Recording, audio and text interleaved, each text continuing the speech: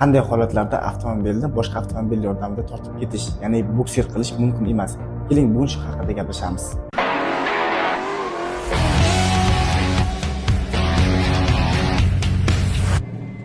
Agar avtomobilning tormoz tizimi ishdan chiqqan bo'lsa, oddiy holatda tortib ketish xavfli bo'ladi. Bu holatda faqat evakuator ishlatilishi kerak. Agar rul tizimi nosoz bo'lsa va mashina boshqarib bo'lmaydigan holatda bo'lsa, uni avtomobil yordamida tortib ketish mumkin emas. Agar avtomobilning g'ildiraklari jiddiy shikastlangan yoki qulflangan bo'lsa, oddiy usulda tortib ketish mumkin emas. Avtomatik uzatmalar qutisiga ega mashinalarning, ya'ni avtomat korobkalarning g'ildiraklarini yerga tegib turgan holda tortib ketish uzatmalar qutisiga jiddiy zarar yetkazishi mumkin.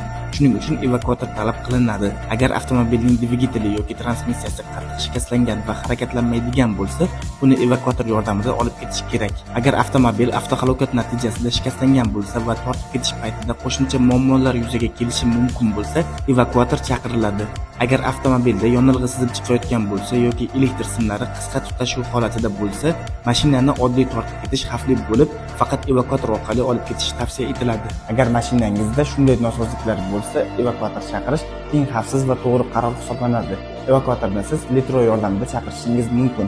Buning uchun 1353 raqamiga telefon qilsangiz yoki Letro ilovasi orqali buyurtma bersangiz bo'ldi. Agar video sizga yoqqan bo'lsa, like va podpiska bosishni unutmang.